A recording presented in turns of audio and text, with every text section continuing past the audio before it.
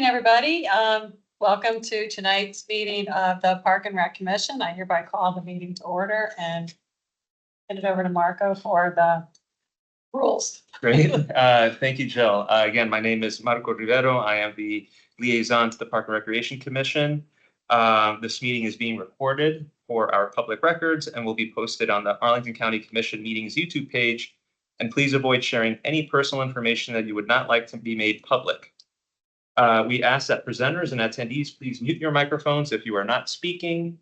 During virtual only or hybrid meetings, commissioners joining virtually and who are eligible to vote must have their cameras on for the duration of the meeting for purposes of meeting quorum. For those attending via telephone, you can mute and unmute your microphones by dialing *6. The chat box will be monitored to address any technical or procedural questions during the meeting, but should not be used for meeting discussion. Commissioners use the raise your hand function on the top toolbar to be recognized during commission discussion. Assigned presenters may share their screens using the share content box. As way of information, we'll be holding a public comment period, and in order to be recognized, please use the raise your hand function, and each public commenter will have up to 3 minutes for public comment. Staff will signal to the speaker once time is up. During the public comment period and during agenda item discussions amongst PRC, the chair will recognize virtual participation first, and then in-person attendees will be able to comment. Thank you very much, and I will turn it back over to our chair. Thank you very much, Marco. And now I would like to take a point of personal privilege.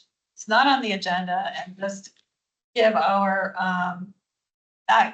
join the accolades that the Park and Rec Commission has. So not us, sorry, the Department of Park and Recreation has won the National Gold Medal Award. And I have the article, I'll pass it around if anybody hasn't read it yet, but I'll just read the introduction. Arlington County's Department of Parks and Recreation has won the 2025 National Gold Medal Award for Excellence in Parks and Recreation Management.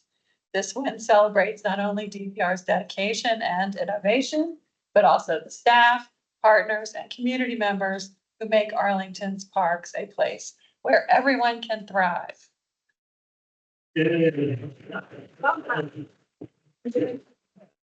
I'll pass these around. Okay, so the next thing is public comment. Oh, the minutes. Oh, sorry. Yeah. Let's have a motion to approve the minutes. Motion. Second. As a second, there any discussion? There really weren't much in meeting minutes. We were doing a tour. No, but it was also yeah. the meeting before that. Meeting. Oh, yeah. So we couldn't vote during the last meeting. Right, okay. 2 months ago was good to me. Okay. No other discussion. All right. So all in favor, say aye. Aye. All opposed, motion carries. Great. Now public comment. Yes. I don't believe we have any in-person public comment. Any online public comment? I see one right here. Okay. Nicholas Jacoby. Yes. All right. You will have up to 3 minutes, and I will signal to you once time is up. Great. Thanks, Marco. Thanks, Madam Chair. First, congratulations on the gold medal. Arlington has some fantastic parks. We're really proud of them.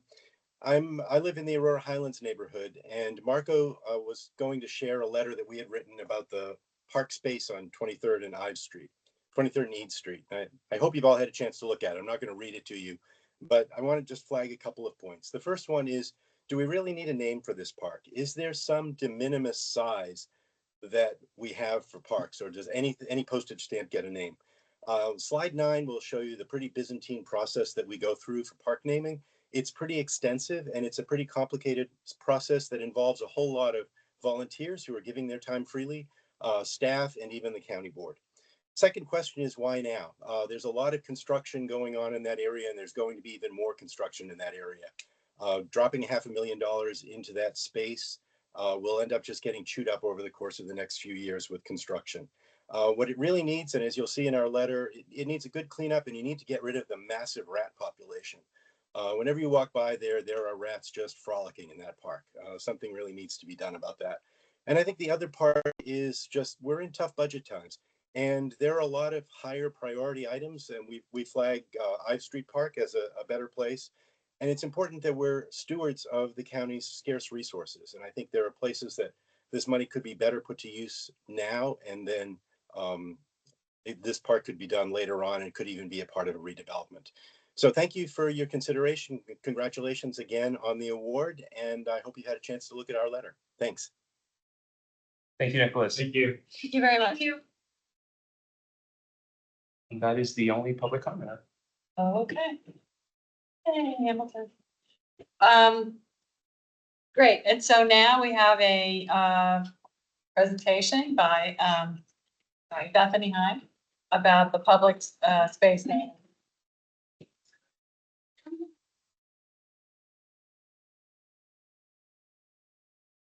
You can minimize that if you want, Bethany. That's right. Yeah. Okay, great. So here is the 23rd Street South and Southeast Ives, our Southeast Street Park. Again, this is for the renaming. The budget will only address this part of the park. It will not address the sidewalks. The sidewalk will remain as is. We also will not address this tree pit. Like, no. And also I wanted to say that this park is the county's park land inventory list. It's been on our inventory ever since the 2005 Public Spaces Master Plan. We've got a lot of little spaces that we maintain. So this is a county-owned park. It's also, you know, it is maintained by the Department of Parks and Recreation. And while going through this process, I'm realizing that a lot of people don't know that. It's in a very prominent area. It's very visible. So we thought this site could use a little TLC. It's also within the boundary for the TIF. The gentleman that was online, he mentioned Ives Street Park. That is not within the boundary for the TIF. TIF, tax increment financing, and I can send you a link to the resolution for that. But unfortunately, the site that he mentioned it's not eligible for this. What does that mean? Tax increment financing. What does that mean? It's a bit of tax money that is assembled from a certain area to be used within the area. Oh, got it. Okay. Thank you. So here again, here is the location of the site. Over here where you see this red star. The renovation area is approximately 900 square feet. The quote unquote park is a bit bigger than that, but we're only touching about 900 square feet again, this area here. It's located in the Aurora Highlands Civic Association and the National Landing Bid. We want to create a more welcoming and inviting public space, especially since this is such a highly visible site and it's kind of like a gateway to the popular restaurant row area. So what we want to do is update the site furnishings, amenities, and the materials. Currently, there is no ADA seating here. We have these two little seating areas. Also, we have a small trash can, which is efficient for the site. A lot of people who walk by are throwing their trash in there. So what we're going to be proposing are some larger trash cans that can handle a heavier usage. I'm sorry, on the ADA, what's the distinction between what you have there and an ADA compliant? What you would need is a seating area with a tabletop seating area where a person will be allowed to it. And And that's not, it doesn't have that. perfect, thank you. So again, this money is from the 2021 capital improvement plan. So the funds are already here. We're using them now. Again, it's from the TIF funds. The budget is $475,000. That's for design, surveying, permitting, soft costs, and construction. So everything. Everything. Okay. And we've already used some of it for design purposes, surveying, permitting. It's in the use permit process currently. So here, after 2 online engagements, we narrowed down the design to this. We've got here a kind of wooden seating area that buffets this tree over here, a tree over here. Again, another tree will be planted here. So the 2 existing trees will be removed. They are on the invasive threat list. One of the trees is also interfering with these utility lines over here in the corner, which our landscape architect is currently working with various utility groups to see what we can do to make it a bit less messy. We're looking to replace these trees with something native, specifically what we're working with our urban forestry staff. We're scoping out something called a streetwise red oak, or possibly a honey locust or a serviceberry. And again, we're gonna replace this fence over here, bring it all the way over across to the tree pit. We're gonna have some larger capacity trash cans. Possibly, if we can afford it, some movable seating here around this tree.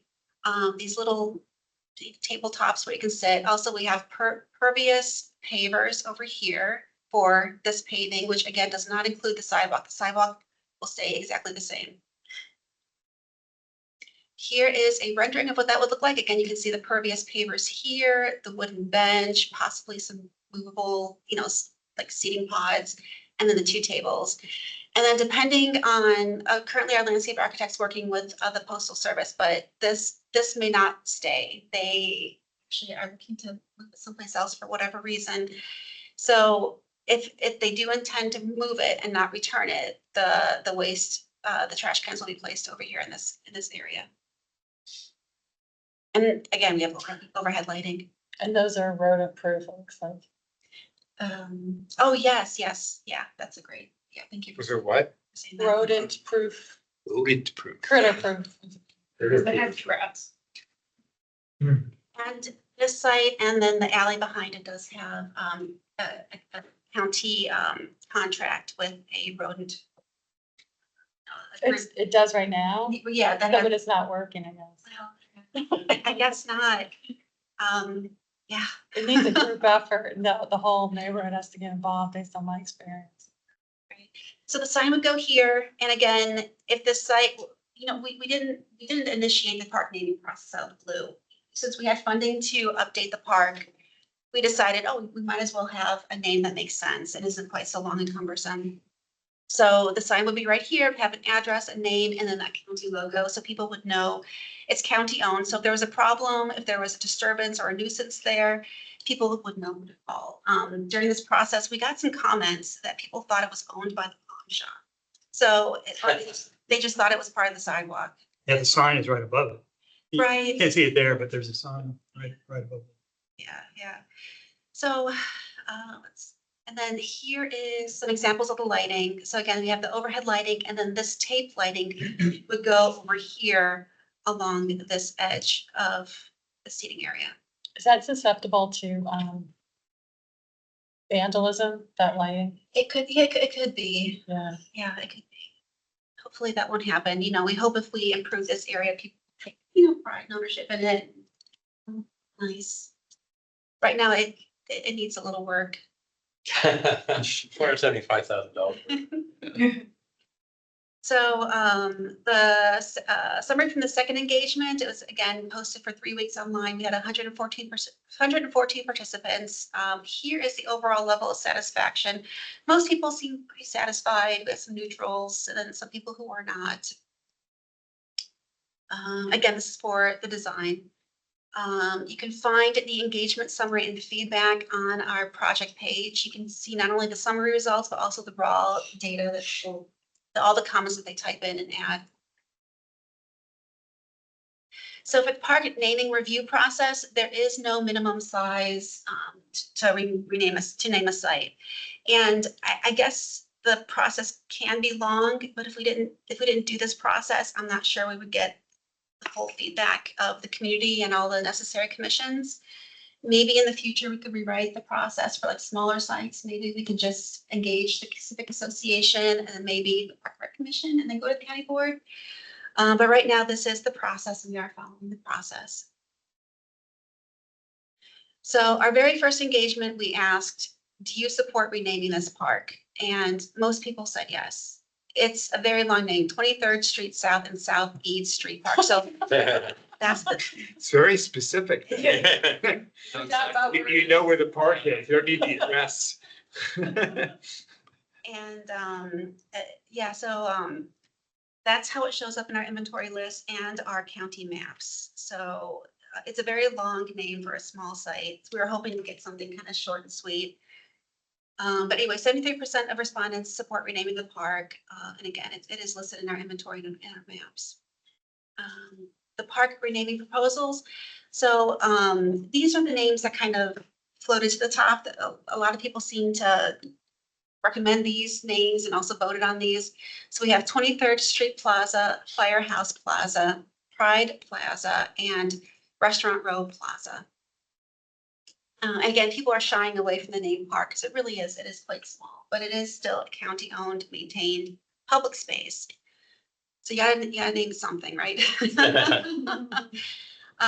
So we think that 23rd Street Plaza was suggested because it's similar to the current name, but abbreviated. And also Restaurant Row is located on 23rd Street South. So this is kind of a popular reference. And again, here's the site right here. Oh, wow. Okay. And then we heard quite a few firehouse. Back in the day, the current site and the adjacent land was home to Jefferson District Volunteer Fire Department Squad 5.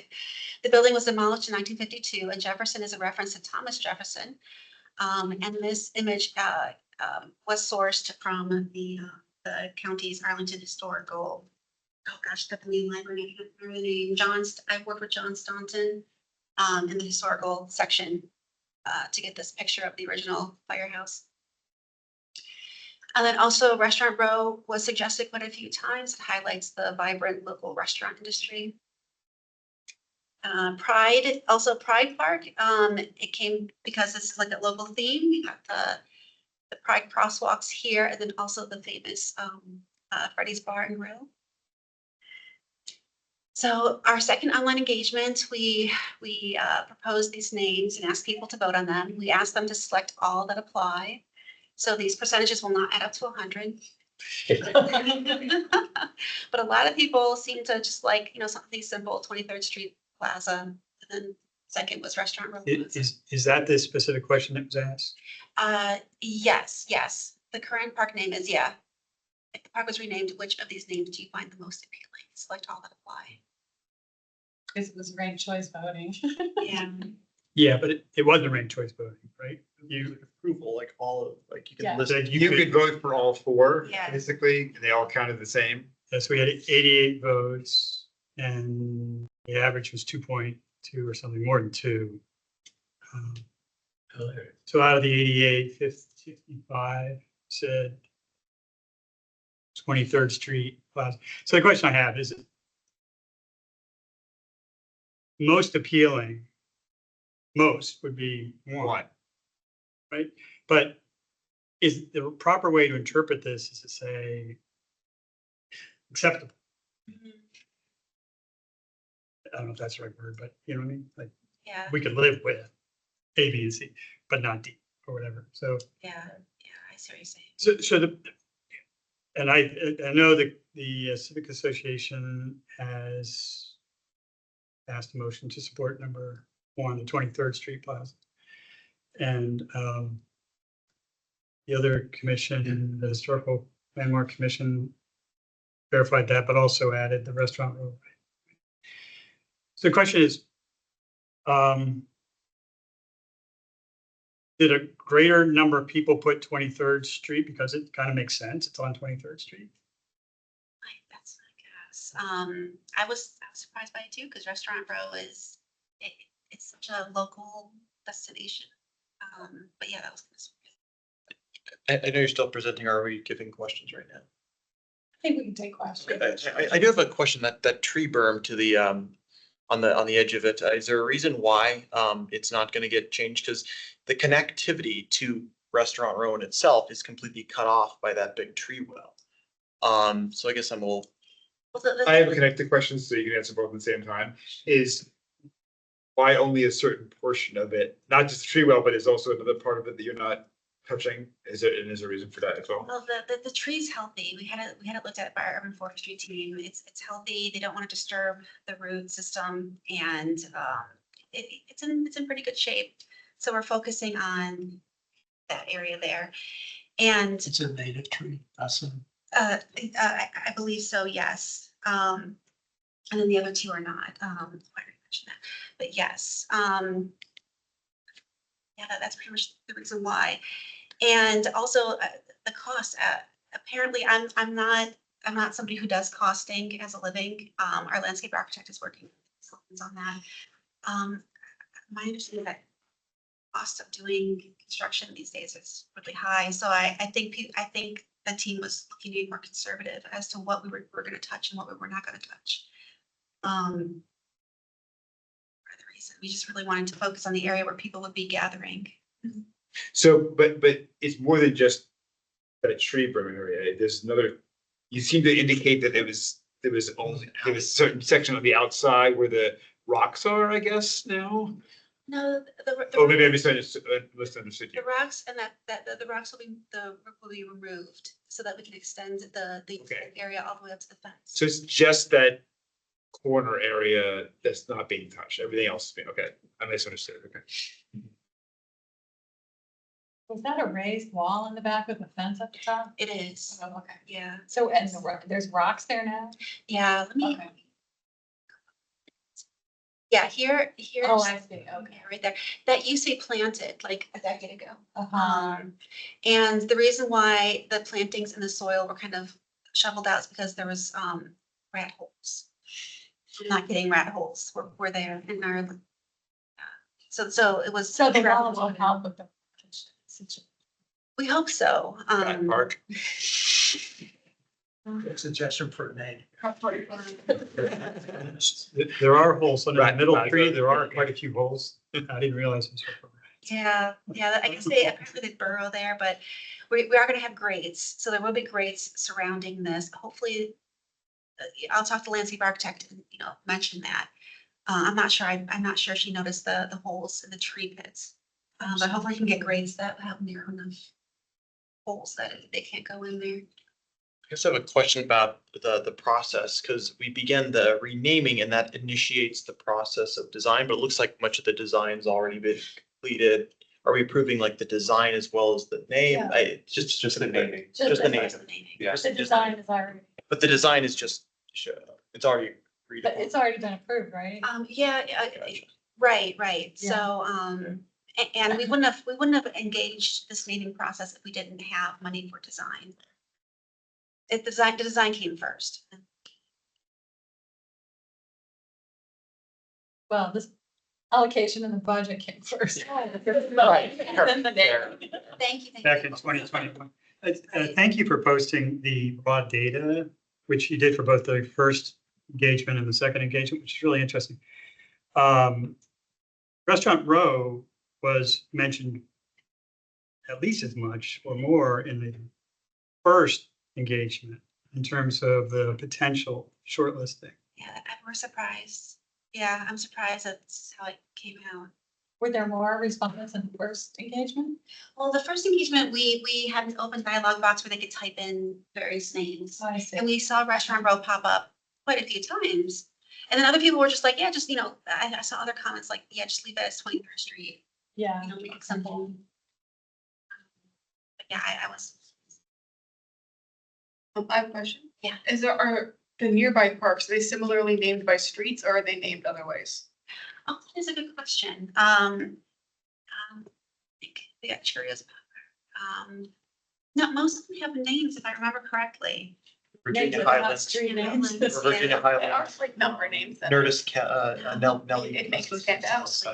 This- Yeah, these, Nervous Nelly Costas, that would you really say?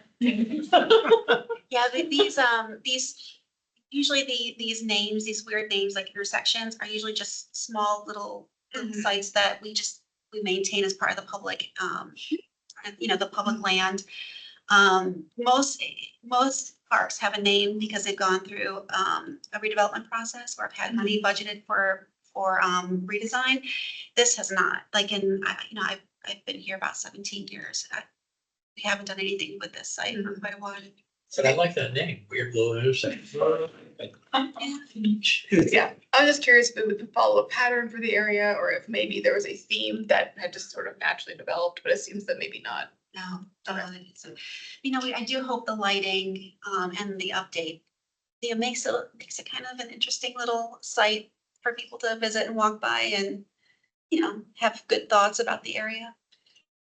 Yeah, the thing with 23rd Street is it's more than just the location. 23rd Street is more or less Main Street for that neighborhood. So it's not a random number. This is where the park is. Yeah. 23rd Street means something for that whole, Fifth Avenue. it's like Fifth Avenue, right? For Aurora Highlands, Main Street perhaps a little better. But so I've been, that's what I've been thinking about it in terms of Yeah, does it really represent the neighborhood? I Yeah, mean, it's not just. This is what we want our signature on.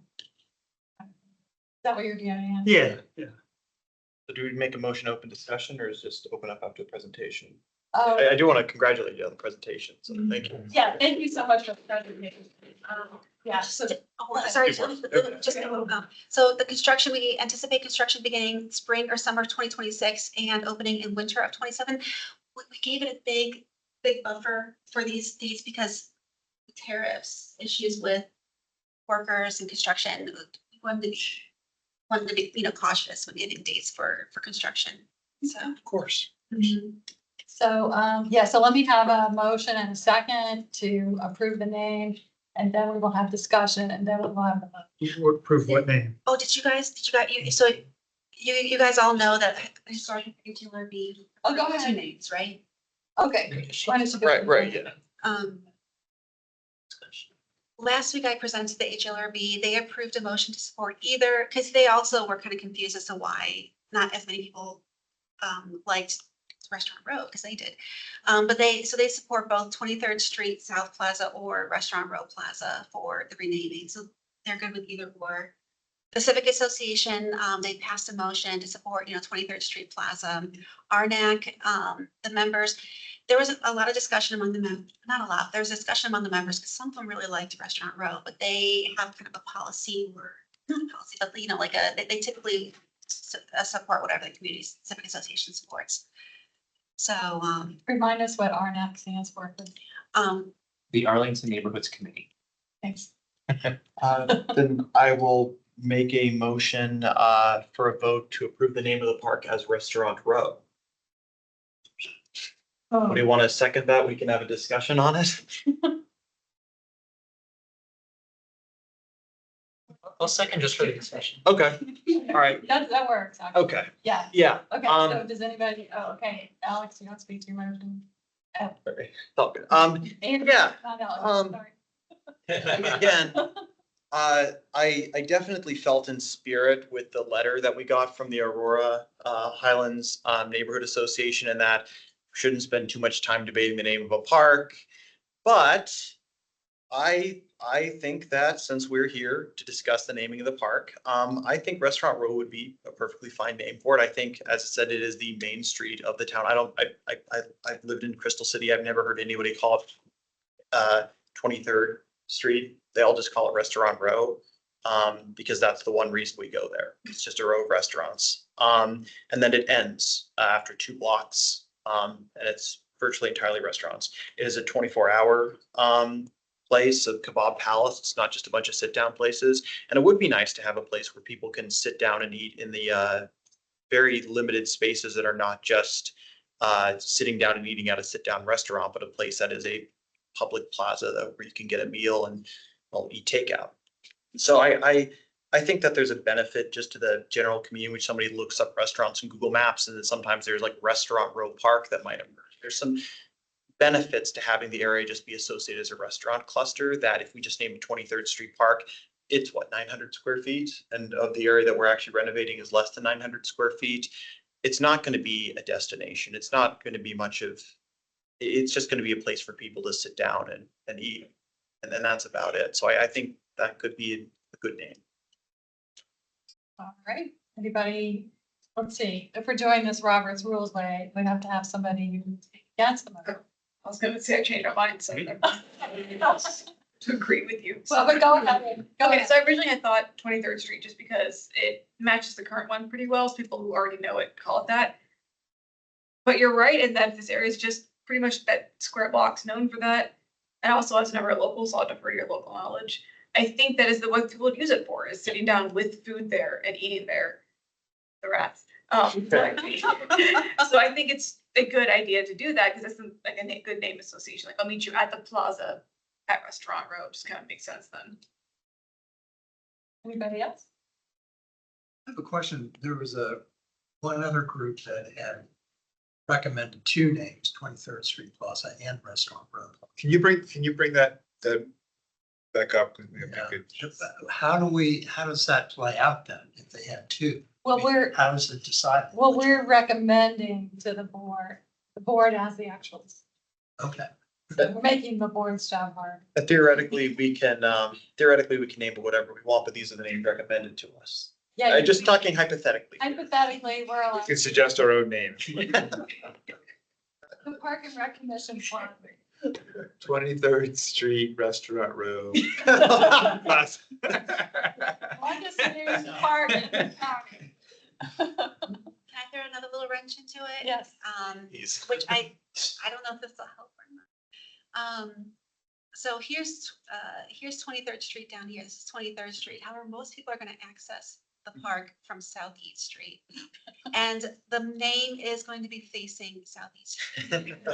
So I know people, Right, but if you're on East Street, right, why do you need a sign that tells you you're on East Street? But like if the sign, you're like, oh, I'm at Eads and 23rd, yes. so. But and there's going to be an address. So again, there have been, people are concerned about, loitering and stuff like that. So again, if you can give it a name and address, hopefully it'll have an identity. People can call, for more additional maintenance if needed and know who to call.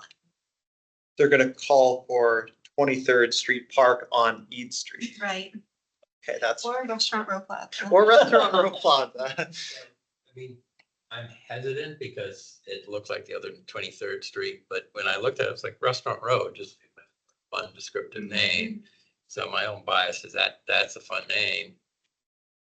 That's what people stick with. That's what they Yeah. remember. So, I'm struck by Dave's argument, or not argument, but statement about it being, 23rd Street. Number one, it should have south in it, in my opinion, because there's 23rd Street. But that it is kind of a main street. I mean, it goes, how long is it? It's like a couple miles, right? Doesn't it go all the way? Goes all the way from to the Road ridge, all the right. way down to Crystal City, right? And then it goes through Route 1 area all the way to the river, doesn't it? So I just think if you're gonna have a park with that name, it should represent that neighborhood, it should be a so even, signature kind of a park. so you're saying that South 23rd Street is actually that whole street. And if you're talking about where the park actually, it's Restaurant Row. That's what I'm talking Yeah. about. So if you say, if a realtor or whatever is showing a house and says, and that people say, oh, it's in 23rd Street, so let's go look at the park, it's not gonna be representative of that whole neighborhood, which they might think by the name. That's all I'm saying. Or they might expect it to be. So I guess I would move to amend Andrew's motion to recommend 2 names. But with a preference for the Restaurant Row. Just a clarification question, is this technically a park, as in Arlington County has 149 parks? What's the number? Yeah, Okay, so it is technically a park, it is a park. but we're gonna call it Plaza for like nomenclature reasons. Okay, Description. description, yeah. I guess I also have a question is that we had handed to us 2 names that were generally quite popular, and we're going to go up to the board and hand them the exact same 2 names. We're gonna pass I don't mind, I'm just saying, or if we want to pass the buck exactly the way that it arrived, it's fine. Well, no, my motion would be 2 names with a preference. Okay, yeah, no. But Then- we could totally live with the other. So what's the point of putting up 2 names if you say you have a preference? Yeah, Because otherwise, we would say we don't like it, I don't think by voting for Restaurant Row, we're saying we don't like the other names. We just think this one's most appropriate, which is the same thing as saying we have a preference for it. I mean, and ultimately, again, we're not deciding, the county board is, we're putting in what we think it should be, and the county is gonna consider that, and it just seems to be saying nothing if you put both names in. But I kind of see the point. If the county board wants to call it 23rd Street, have at it. We're not going to come screaming at it and such. It's like our preference is Restaurant Row because it's more descriptive of the exact neighborhood where they think Plaza is located. Nobody seconded my motion anyway. So we really shouldn't be discussing it. All right, is there any more amendments or discussion? Oh, Daniel, go I ahead. was just curious, because I saw we have recommendations from the Civic Association and the other commission, but in terms of the initial outreach, do we have any demographics in terms of like who responded to the survey? Oh, yes, I don't have those numbers right in front of me, but it is posted on the website. It is mostly from the Aurora Highlands Civic Association. And for each of these questions, I'm able to tease out the people who self-identify as Aurora Highlands Civic Association. And we're able to tease out, how they responded. It is mostly positive. I can have we have a communications person who works with the technology, and they can pull that and I can send it to you guys. Yeah, I was just curious how much the local business. We worked with the bid. We worked very closely with the bid. We also did a presentation to the 23rd Street business group. Oh. And there were business partners there who have, businesses on 23rd Street. And we presented to them, so they saw basically what was presented in the first engagement. And we encouraged them all to, to just go online and they are very concerned about the real and perceived crime that's in the area. And there were in that group there were like two or three people who were not who also like questioned the use of this money. And there was others that were supportive of it.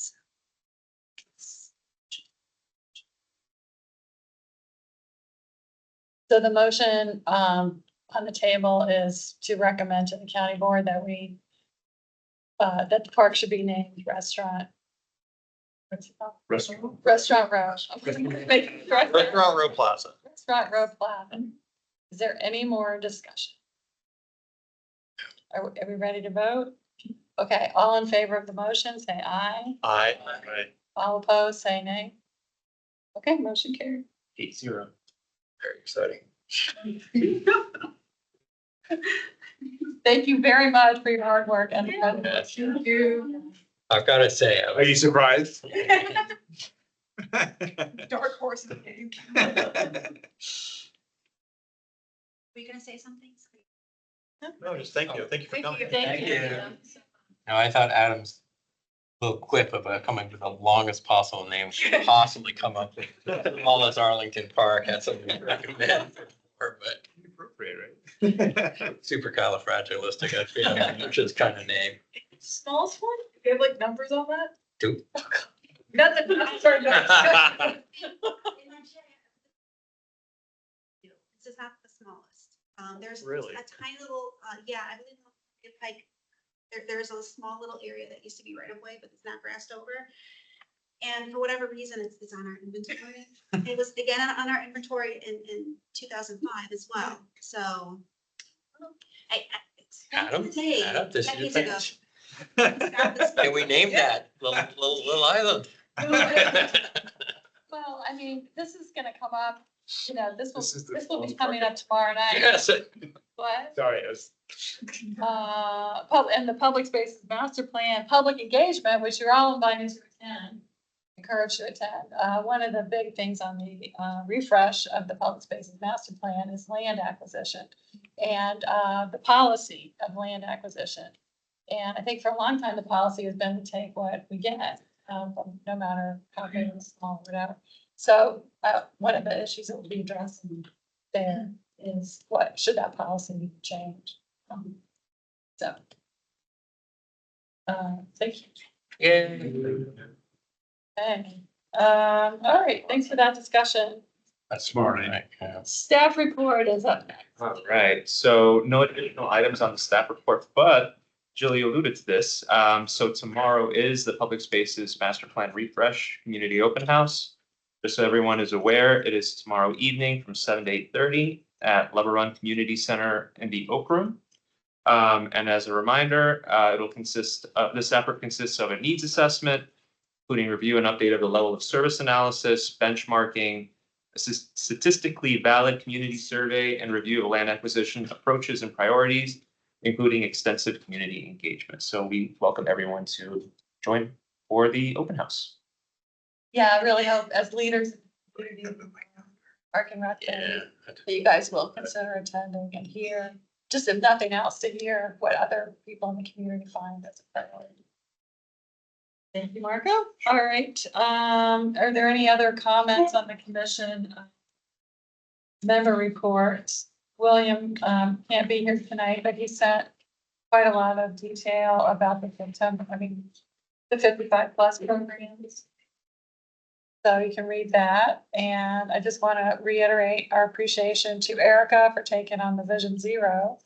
Did you get our stuff in? Yes, yeah, I Okay, did. was that a good process for you? The way Yeah, you- Yeah, I got a lot of good feedback and kind of just condensed it. And the meeting is October 7th, I think, Oh, okay. the update, so. Anything surprise you?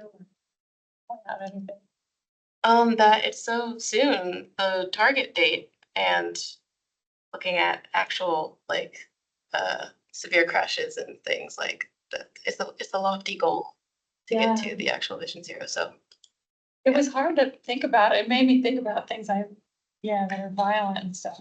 yeah, So, thank you for doing that. And I'll just note that our pedestrian advisory committee, permanent, position is still open.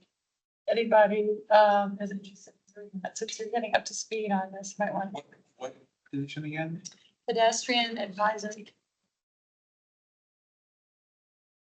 And I'll just say for the public spaces master plan, I am co-chair with Jane Rudolph, only because I'm chair of Park and Rec Commission. Gary Shinners is our representative to the public spaces master plan refresh. So we get 2 seats on that. All right. And Alex is here. Hello, Alex. Hello. Okay, anything else anybody wants to bring up? And thank you to Adam for taking on the lockup self-storage site. I don't know why that makes me laugh. Certainly funnier name than Southeast Park. Okay, I haven't received any information about it. Correct, I shouldn't have. Yeah. Okay. I think, oh, actually, there should have been, let me see. Now that you're reminding me, we can go we on can and keep then, going. We'll get yeah. back to you. I thought I did see something. Good. Okay. So we don't have any vacancies yet, other than the pedestrian. Okay, other business. Are we ready to talk about letters to the county board? Oh, okay, so, I'll be happy to, unless somebody named Andrew, I'll be happy to write the letter to the draft letter to the county board. I'll do it, okay. Thank you. Sounds like you're being volatile. Just to go back, Jill. Yeah. So yes, there was an Unified Commercial Mixed Use District UCMUD meeting on September 18th for that project. There We was. didn't get it, I guess, But but we did, I thought we checked. I thought we did, yeah. Sorry, Adam. Who would it have come from? The project manager, so that would have been within the Department of Community Planning, Housing Development, CPHD. So yeah, I'll get you that contact. just so Okay. that we can verify. I'm sure you can. Sorry, I missed that. Yeah, I'm sorry you didn't get it. It's fine. Okay, so I'll do the letter on the park naming. And okay, so the next up is the invasive species plant control letter. So do you want me to introduce it and you take it? Sure. So Gary and I are both park stewards, so we have a lot of interest in this. It sort of initiated because the Forestry and Natural Resources Commission had a presentation from Jen Souls in May. And she talked a lot about, where we are in getting the county lands under control for invasive species.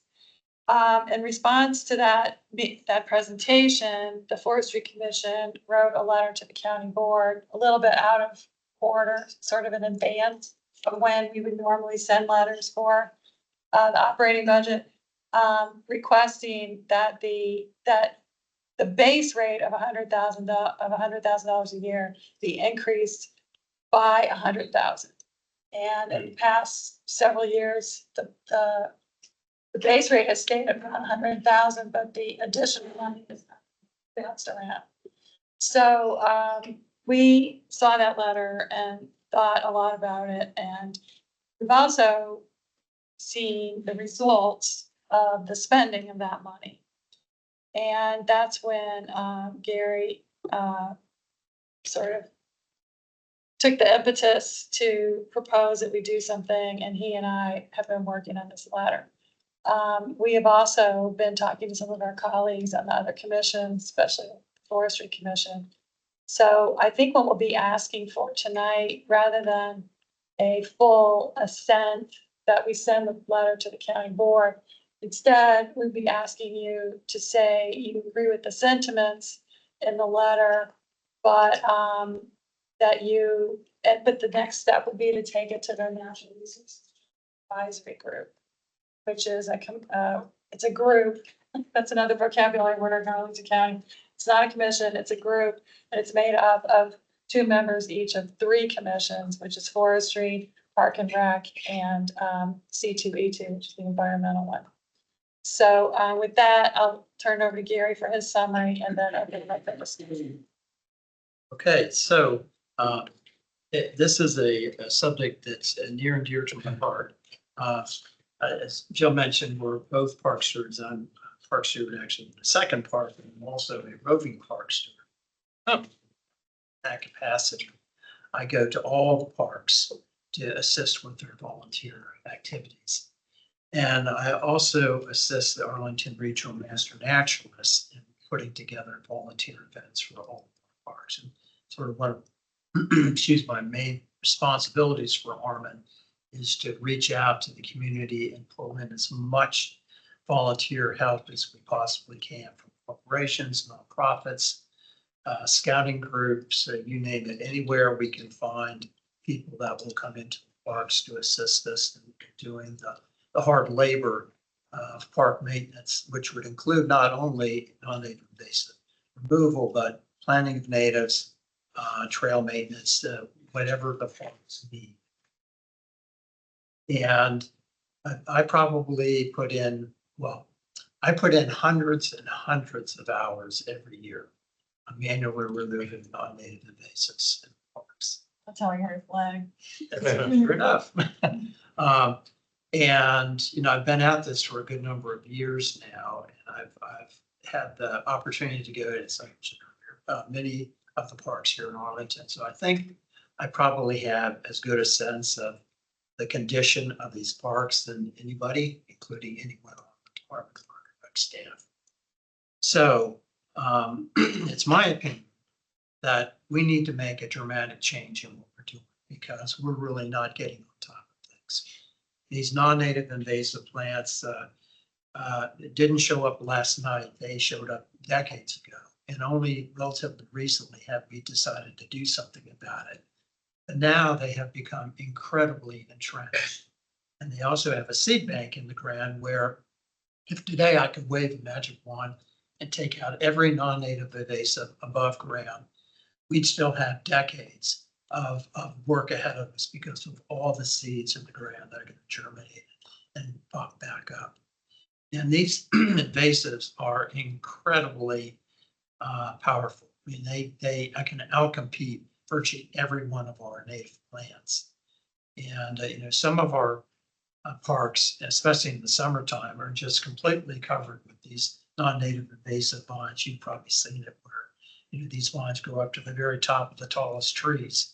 And these invasive plants kill in a lot of ways. They kill by smothering, they kill by strangling. Some exude chemicals that kill. They're really tough things on our native plants. And the especially bad thing about the non-natives is that they take over from our natives. Our native wildlife has to have our native plants. They cannot live off of non-native plants. So if we lose our native plants, we're gonna lose our native wildlife too. So that's separate and apart from how the parks look, how much we enjoy them. I'm now talking about just preserving our native wildlife. So given how bad a shape so many of our parks are in, and in that respect, you know, that the county has applied herbicide treatment to a number of these parks, but many parks have never seen any of that kind of help. And they're not on a schedule to receive any of that kind of help. And we have these wonderful park stewards out there, you know, bringing in volunteers, doing what they can to make up for county staff not being available. And speaking of county staff, let me just touch upon that briefly. We have two incredibly wonderful county staff. And it's their responsibility to run a invasive management removal program and a planting of native plant program, 543 acres in this county. And there's two of them. They have no staff whatsoever. They're completely dependent on us volunteers for everything that's done, whether it's planting native plants or taking out non-native invasives. They are incredibly knowledgeable, hardworking, dedicated public employees, and we are incredibly fortunate to have both of them. Speaking of Jen Souls and Sue Kim, I thank God that we have them, but we need to give them the support they need for them to really do the job they would like to do. They cannot do it just based on $100,000 a year that only goes to applying herbicide treatment in some of the parks. And I had the good fortune of being able to personally observe the application of herbicide by this outside contracting company, one of the parks where I'm a park steward, to see the kind of quality application that goes on. And I can tell you, it's absolutely abysmal. They missed huge areas of my park where they didn't apply any herbicide to any of the invasives present. They had this funny approach where if the invasives they were applying herbicide to were anywhere near native plants, and they would not spray a good portion of the non-native invasives and just leave those because in their view it's too close to the natives. And of course, if you leave a bunch of those, you've accomplished nothing, because those that were left will do as much damage as if they had not touched anything. And at the same time, they also had a bad habit of taking out a lot of native plants with their spray. So I lost a lot of natives that we had planted in my park because of their spraying. So for me, you know, this application of herbicides is at best a wash in terms of its benefit to the parks.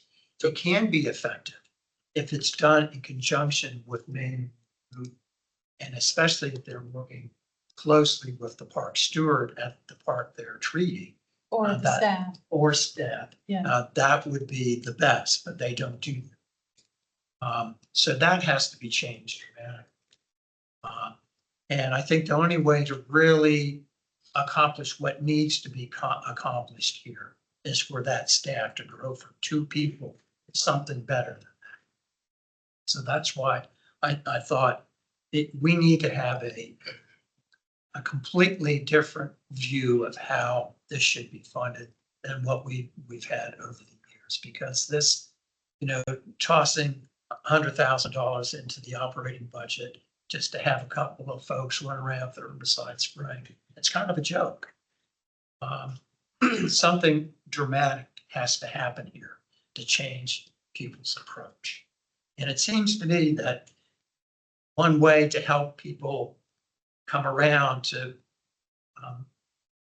funding in a meaningful way this effort to renew our parks is to have people think of our parks as a capital asset.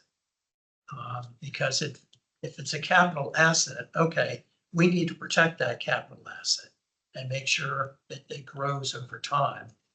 As opposed to, well, we just need to take care of some problems in these parks, some operating budget money, and let's just throw 100,000 that way. I think people's mindsets change if they,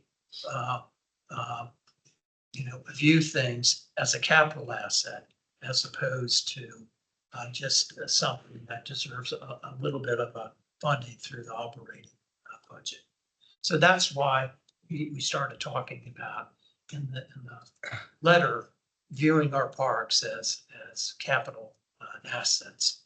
And that's in keeping with what a lot of other jurisdictions have been doing. In fact, I think during an earlier administration, I believe it's Governor Northam's I administration. got the idea. Yeah, he started talking about viewing parks in Virginia as capital assets for all of us. And I just think that's a very sensible way to proceed in terms of providing funding that is justified for the preservation of our natural areas. And I'll just add one more point and then open up to discussion, and that is, in November, we'll be talking to Jane and the person who runs the Arlington Community Foundation. And we had a question and answer earlier this year about the Boston Pond and whether money could go from a developer to the Boston Pond. And the answer was no, because it's not got a line item. Well, it's never been done, they said, but generally when a developer does a community benefit donation, it goes to a line in the capital budget. Because if it goes to the operating budget, it gets mixed in with the rest of the operations. So, and in the community foundation, you can set up different lines that would be tied to the capital line.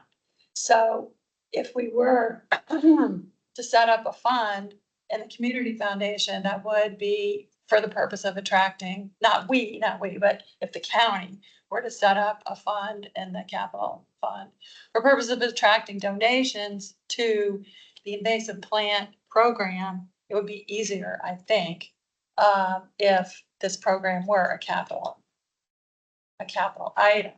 We will have the chance to discuss that with Jane and the lady who runs the community foundation in November. So I just want to throw that. So I have some questions and a couple comments. So it's a contractor that does the actual herbicide work. Yes. Right? It's both contract. And so, but it sounds to me like there's a problem with the contractor as well, in terms of the quality of the work that they're doing. And that's something that needs to be looked into is should these contracts be re-evaluated and is of the right firms? But my question relates that is, if we were to add 2 staff, how would that meaningfully change potentially the approach? I mean, you wouldn't have those 2 staff doing all the herbicide work because right now it's being done by several contractors, right? So what would the staff, how would the staff contribute to changing the approach? Well, many. And by the way, I'm very supportive of what you do. I'm not challenging it. I'm just trying to. No, I didn't take it that way. Let's see, where should I start? In terms of the quality of the job being done by these outside contractors, I started an email thread among the park stewards asking for their assessment of how well these contractors did in their parks. And several responded. All of those who did respond had the same concerns about what they saw. A lot of natives being killed, non-natives not being touched at all, things of that sort. So I think it clearly is a problem with the quality of these folks. But there's no staff to supervise them on the ground. But we don't, but the two people at the camp, the DPR has, they're not in a position to follow these folks around. But even in the best of all worlds, let's say they were incredibly competent and dedicated, that they really did the best job they could do. Given we're only talking about $100,000, that does not go very far. It's not cheap to do this kind of commercial work. So we have to pay a lot for it. Also, the only way for it to really be effective is to have a team that is spraying and manually removing at the same time. Now that. Are there safety concerns around that though?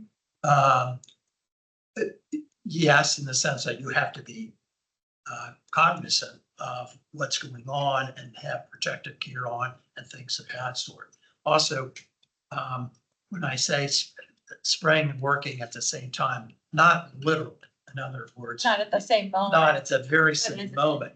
thing. Once the spray is down, then others with protective gloves and what have you can come in. So different weekend, for example, would be the same. Yeah, that sort of thing.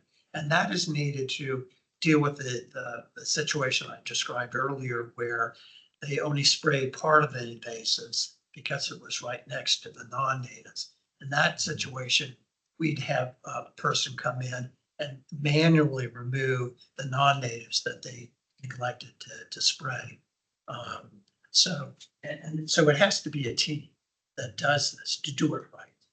And we're not set up to do that because we don't have the personnel available to do it. Just scheduling it. Yeah. Sure. And I'll just mention one other thing that I did see that you wanted to ask a question. I'll get to that in just a second.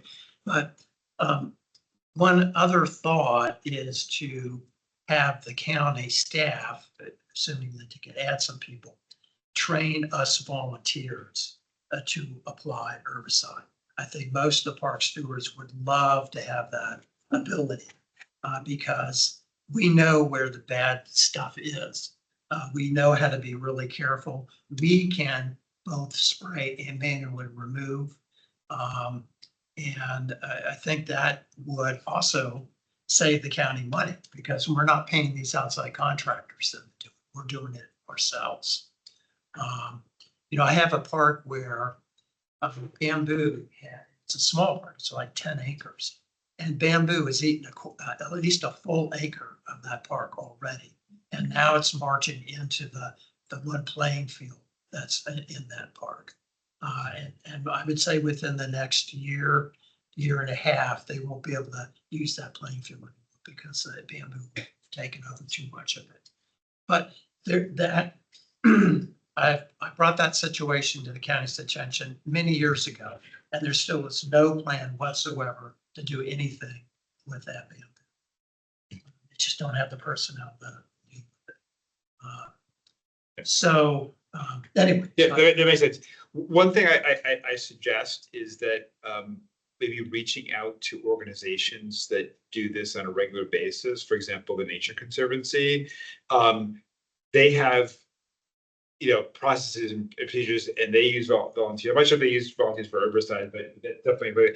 And I don't want to necessarily volunteer my wife, but she's. What's your phone number? I'm happy to reach out and see if she'd be willing to talk about. She does this stuff in Maryland. She's the Maryland land manager for Nation Conservancy. Ask her what her.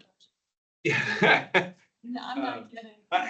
And I know they work off an endowment for their thing would be similar to the capital improvement plan. But just for ideas for different approaches that might be helpful to. They won't all apply because their land is a little bit different than our parks, but certainly they have a lot of experience doing invasive. Yeah, I would love to. Our Experts are they're very well in touch. They belong to the PRISM, Mhm. the regional organization dealing with invasive plants. So, but that's a great suggestion. Yeah, I volunteered with them. Conversation. Yeah. Okay. Anybody else? I was gonna ask him almost exactly what Adam was. How do you coordinate the the events and how do you separate the herbicides, people are doing the removal, et cetera, but, and because the other thing though, to sell this to generals, you know, getting rid of the invasive plants helps the use of the parks by protecting the fields so they don't get invaded by bamboo, by making it prettier so you don't have vines all over the place, et cetera. So if we think about, you know, what are the other reasons to get rid of the non-native plants other than we want to preserve our native wildlife? We are protecting our parks, making them more usable and sustainable. Yeah, I mean, we just imagine what our parks would be like if they did become completely open. I mean, that would make Arlington a much less pleasant place to live. So, We don't have to go far to see what happens, right? The Potomac Heritage Trail is completely overwhelmed, right? And there are trails that are federal lands in the county that are completely overwhelmed and very hard to use in many regards. But I do have some specific questions on the letter. You mentioned that the Forestry Commission wrote a letter that said we're at $100,000 base, add $100,000 on a consistent basis going forwards. That's what their request was. Okay. We have in this letter an idea to recognize there's a $100,000 base, and we want them to add $1 million. We want them to, well, we want to keep the 100,000 in operating, but add a new program of $1 million in the capital. $1 million per year. Okay. Yeah, I get it. And so that's your major step up, right? Jen's presentation said they spent in 2015 $355,000. So it's maybe prior year funds and so forth, or brought together. Okay, so being able to, you tell a great story, fantastic story, and I completely believe it. But we need to be able to show the difference. What $1 million is going to mean relative to the amount of parks treated. Jen says we're at 60% or something under management. Does that get us to 100% under management? And maybe it's under low management. What you're saying is barely under management. Yeah, I'd love to see what their definition is, but the parks that they say are in the maintenance phase, they're in horrible shape. Perfect. Great. So yeah, we've got to be able to articulate that in this next, in the discussion between now and the budget season. And then the second recommendation, the first recommendation is go from a couple $100,000 to $1 million plus. The second recommendation is to create a capital budget program. I have serious concerns that that's actually possible because of the activities that we're talking about.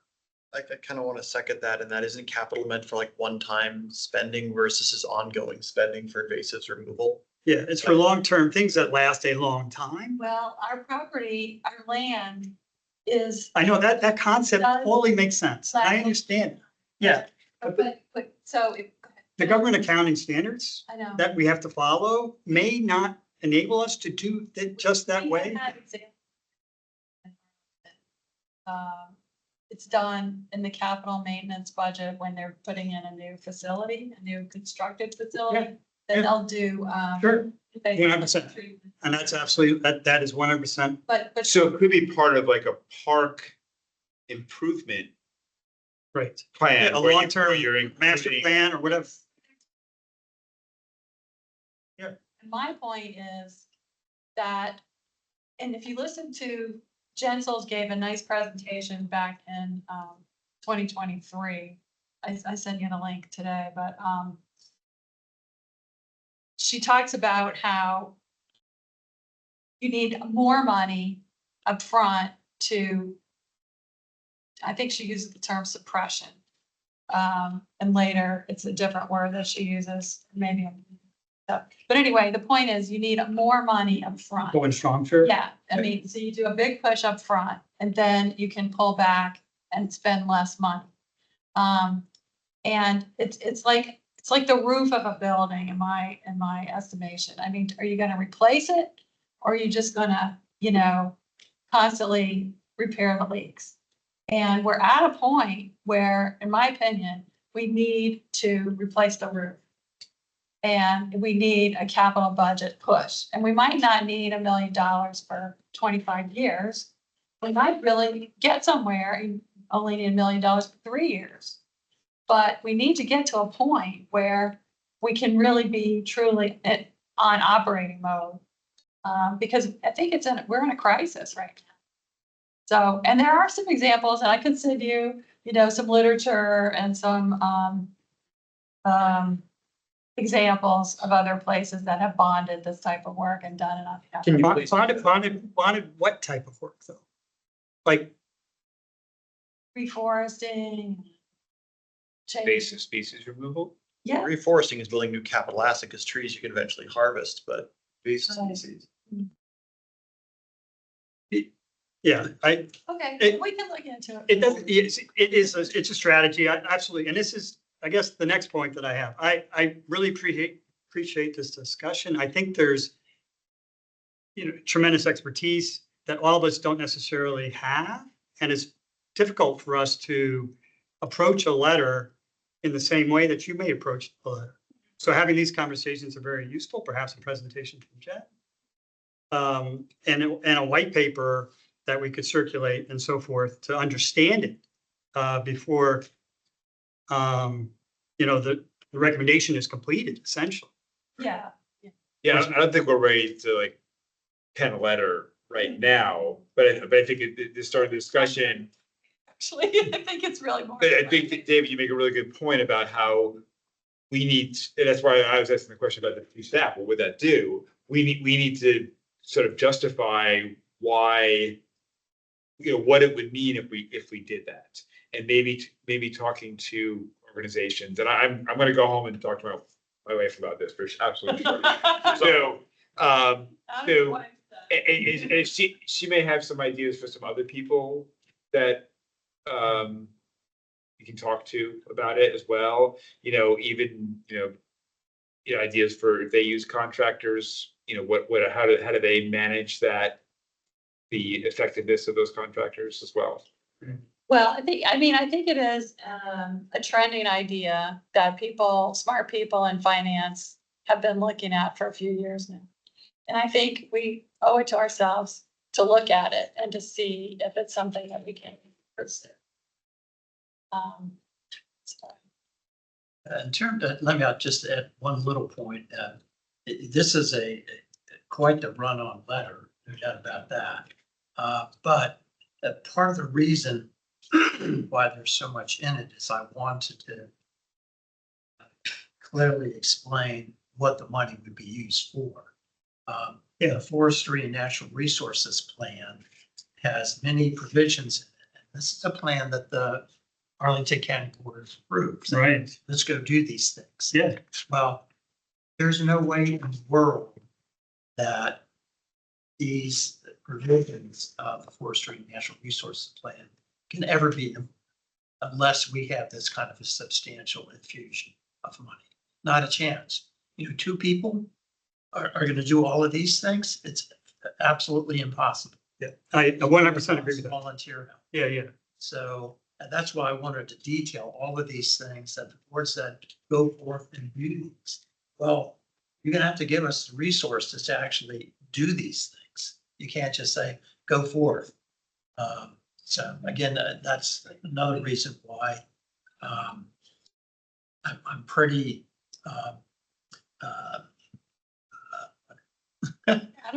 adamant. Well, maybe not quite that, but dedicated to making sure we really make a run at this, to try to get the kind of resources we need to really do what needs to be done, instead of just kicking the can down the road year after year after year and not making any real progress. I mean, we can do better than that. And yeah, $1 million sounds like a lot, and it is a lot, but given the things that Arlington County spends $1 million on, if that might go to, I think I. 900 foot square park, for example. 900 square foot park. Or, That's only 500,000. right. Two But, 900 foot square. yeah. I Okay, mean, but you think about it, it's, they're spending more than 4 times the amount on that park than they have in the budget For the whole county. for the, for county for invasive Yeah. species. 500 acres. Yeah. 524 acres, plus the 7 acres that we just bought in Pembroke Run, which are not on the schedule at all yet. I'm sorry, can you repeat that? That sounds cool. Where was it? Yeah. How many acres? I think it's 7 acres. Well, they bought it a couple of years ago. Well, it's still cool. Huh. No. But no, that's a very good point though, about. Oh, it's got. And how much they're. Yeah. Oh, And the yeah. more we wait, the longer we wait, the less easy it's gonna be. And you know, you say, well, it's 100,000, you know, this project has been on the books. If you look at Jen's presentation, I'll send you the link, from 2023 for 20 years. There's been some form of this for 20 years. If you spend 100,000 a year, but you're not really getting, it's like a treadmill. Oh, yeah. You just keep Constantly behind, yeah. constantly behind. Yeah. So that's why I'm gonna stick to it at least another month about the capital idea. Until I run it to ground and find out it's absolutely not allowed, because the concept is sound.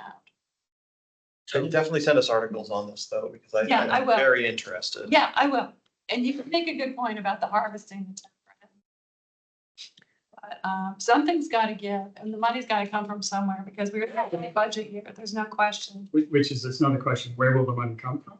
Is there something that we would trade off? It would be bond. Yeah. Okay, assuming we can't get it. Well, even if it were capital, and we're gonna borrow money to do that, that's, for me, that's I would say a yellow flag at least. Okay. However, totally, you need more money to do it. What was the name of the group that you said? There's a joint group, Natural Resources Joint Advisory Group. and when do they meet? They meet 4 times a year. And we have Gary and I are commission representatives to that, and then 2 from Forestry Commission and 2 from UTCT. When's the next time they meet? November 2nd. So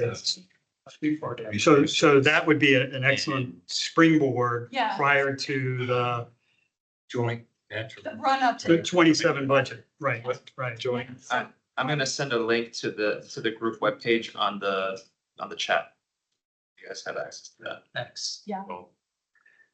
So to frame it, even pulling up, looking, what is the name of this commission again? Parks and Recs, okay. So, I mean, would you list this as one of the major threats to Parks and Rec? I mean, that's the other, I would. Yeah.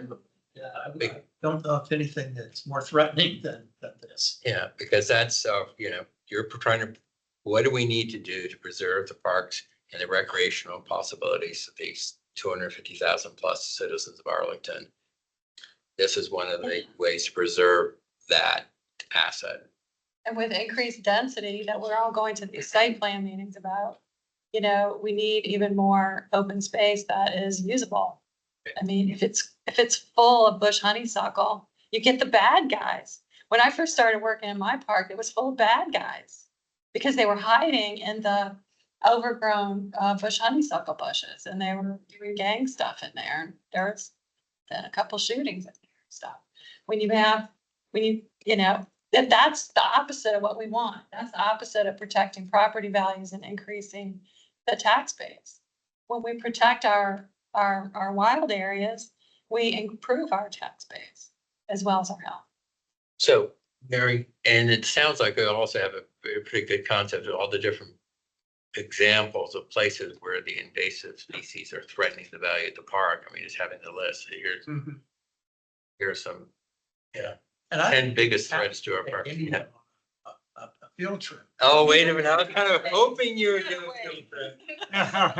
Would it be a bicycling field trip so we can go from place to place? We'll wheel you around. Taking a bite. Yeah, well. Okay. I'd be totally into that, Gary. In a very weird way, it's almost like a tax increment financing, but for parks, taking out debt to increase nearby land value of the home by removing the invasive species. It's an interesting reverse engineering of that concept. Yeah. It works. No, it's a good concept. I definitely want. Yeah, Yeah. yeah. Yeah. Are there any examples in Arlington parks where like, you know, active invasive removal has resulted in like kind of them being phased out and like natives being returned? Like, I guess for me, like when for this messaging, invasive seems kind of like an insurmountable problem. Yeah. And when we're, you know, pitching to do like to add all this money to address this problem, I guess, yeah, for some people it might be like, will this in like a kind of Will solve it. sentiments, yeah, like will it? Yeah, it's solve not the a problem. hopeless situation. Yeah. So I'm so glad you brought that.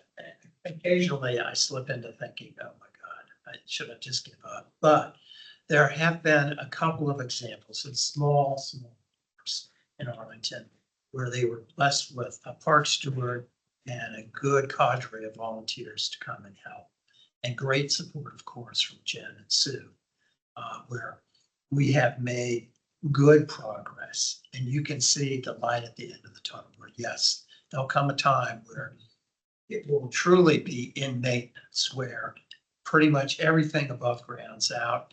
The seed bank has been depleted substantially, and the effort to stay on top of it and keep the non-natives from coming back is not going to be a huge lift.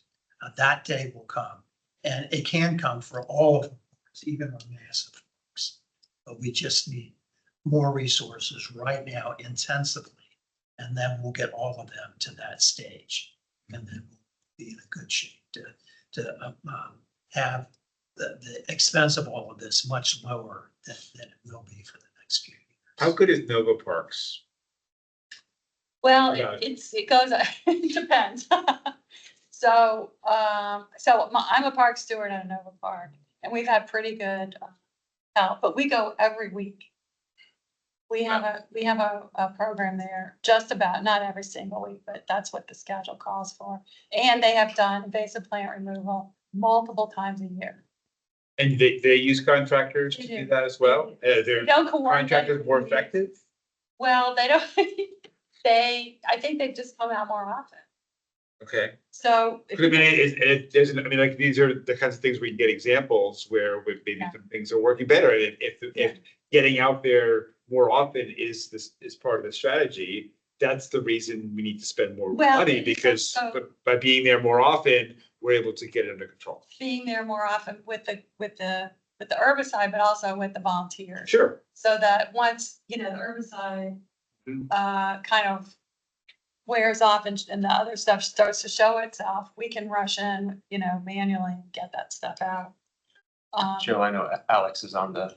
Oh, Yeah. sorry, I'm sorry, Alex. Can I just say one thing, and then this is in response to something somebody said, but according to Jen's presentation in 2023, her definition of active management, which I think that she now calls suppression, is it's been sprayed twice a year for 5 years. And then after that, it goes to maintenance, and that means it's sprayed every other year, sometimes every 2 or 3 years. So when it's in maintenance, there's still invasives there, but there's no woody bushes and there's no vines on the trees, at least. But the invasives are limited to the forest floor. That's the way she's. Okay. Alex, Thank you. why am I missing you guys up? Too many A's. So I have also been on this Armin chat and have seen the conversation that's been happening. I think in addition to what we're talking about tonight, which I agree is necessary and we should definitely follow up on, we also have a current contractor management problem and contractor performance problem that we do not need $1 million to resolve. And it seems that if there's more than one, at least one of these groups is not being terribly effective, and that we need to start to make some noise about this and try to get the county to make some adjustments here. And what that might look like, I don't know. But we're going to have a harder time, perhaps, convincing the powers that be to put more money into this if one of our main approaches is being rather inefficient. Yeah, Yeah, good agree, point. agree, yeah. And it would be nice if, DPR had sufficient personnel to more closely supervise these outside contractors. That would, I think, make a nice difference. I mean, the worst examples that I saw in the conversation, what they weren't the DPR contractors, they were the DES contractors. Hmm. So the DPR contractor historically has been IPC, which historically has been a very good quality.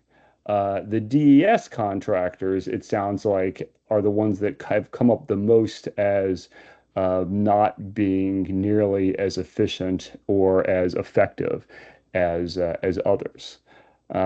So I think we need to explore this a little more and figure out who we're talking about and who's under whose watch they are, and start seeing whether we can improve at least that end of the process from the inside, while we are also looking at reforming how the amount of money that goes into it, and investigating these other approaches, expanding the toolbox to include volunteers, uh, trying to set up a system where, I mean, my experience, I've done this a lot with the National Park Service, and the real challenge is in the fact that they're also very short-staffed and are unable to manage the necessary communication between volunteers and contractors. And that's what has to happen. You need volunteers out maybe before the contractors show up, cut everything that they can, flagging it so that the contractors can see, oh, this is where I need to focus. And then they spend a lot less time on it and are a lot more effective. That requires communication, and that is something that requires staff time. Yeah. Mhm. Yeah. And So, there's not a lot of that to go around these days. True. May I suggest for a future meeting, we have one about services contracting with the department? That might be an interesting subject, even unrelated just invasives, so just service contracting. That might be an interesting topic.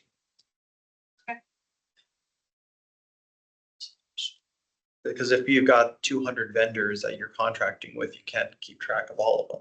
Just interesting. I'm not saying we have 200. I'm just saying. Or how does the county? Exactly. How do we keep track of all the contractors? That might be an interesting discussion. Hard to do with two people. For sure. And I'll just have one last thing. I agree with all of your points.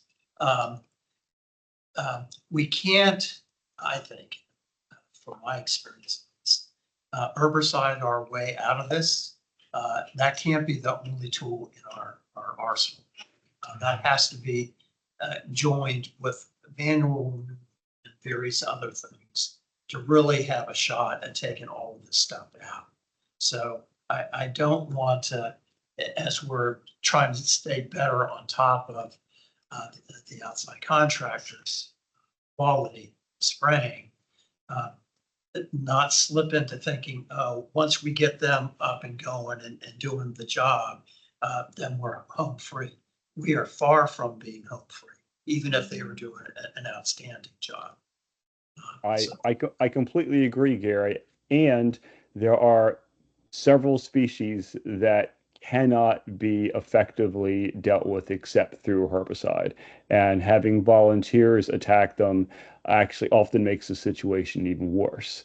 And so there needs to be an understanding of that. And I agree, you cannot herbicide your way out of the whole problem. But for some species, that is right now the only tool we have.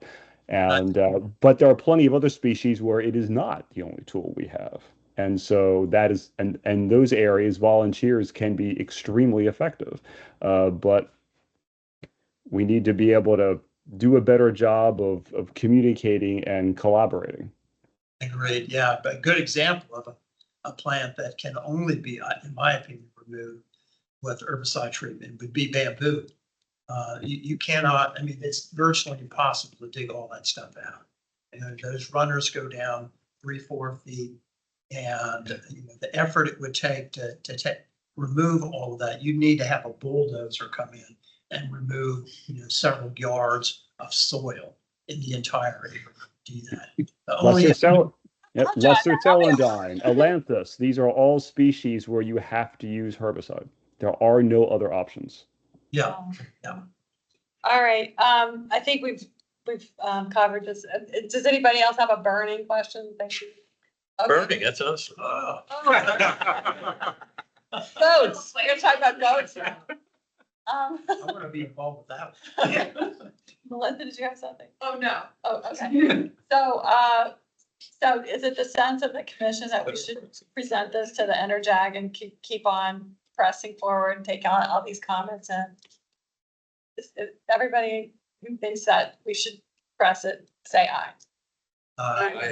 Everybody thinks that we shouldn't, say nay. So, okay, we'll keep pressing it and we'll let you know what happens. Please continue to communicate one-on-one, and we'll keep developing it until it's as good as it can get. And maybe it's not the right thing, but maybe something better than this will show up.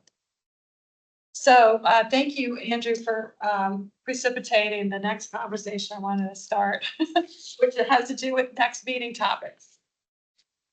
We have a little list, and that we've been accumulating.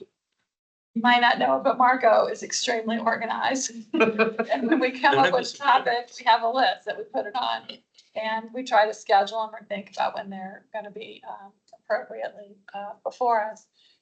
So I wanted to go through the list that we have and see if there's any more that you guys would want to talk about. Obviously, pretty soon we'll be getting the Trails project update. That's going to depend on when they're ready to do the public engagement, but that's coming. And out of the last year's budget discussion, we had 2 items. One was the DPR organizational structure and chart review, and one was the fee cost recovery model. They talked about dealing with both of those things during the year. So I have a question out to Jane, whether those things are ready for discussion or not. We have something on here for the Green Building Incentive Program. I'm not sure. And that's on hold because that whole project, I think. Yeah. And then we also have something on here for, there is a capital item in the budget now called Natural Resiliency Projects, which has a line on it that says something about invasive plant removal. So we have a question out to Jane, whether that's ready to talk about. And then we also had a presentation from at Enerjag, Northern Natural Resources Joint Advisory Group, on green stormwater infrastructure. So there might be something that we can hear from the DES and GPR on that. But so, and then of course we have the Community Foundation discussion that's coming in November.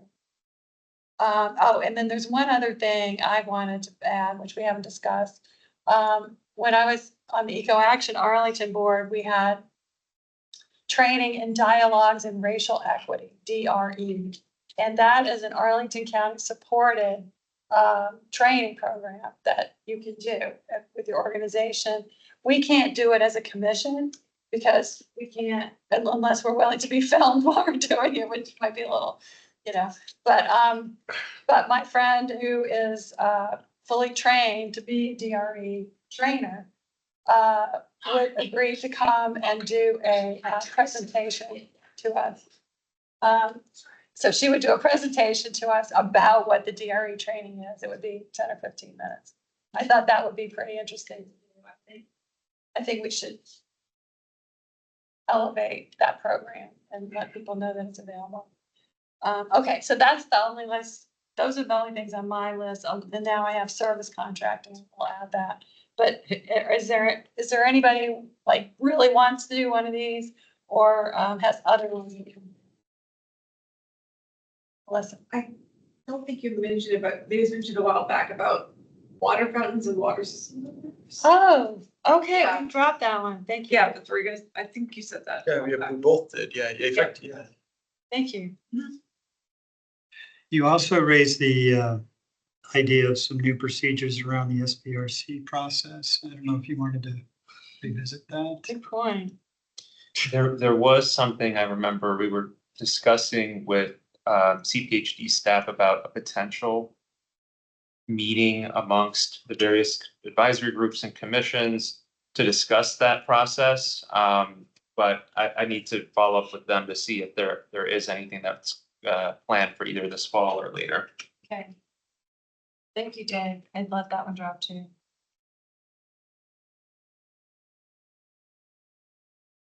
I have an idea. It's less of a meeting topic, but one of the Arlington County statutes, section 30.2 of the code, it prohibits vendors in the parks except for explicitly during specified events sponsored by the Parks and Recreation.